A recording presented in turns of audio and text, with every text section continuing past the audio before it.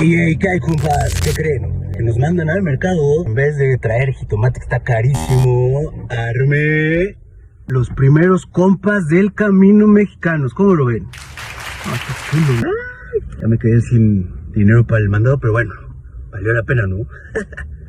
El cielo se está nublando, parece que va a llover. Ay, mamá, me estoy mojando. Estoy para la ciudad en busca de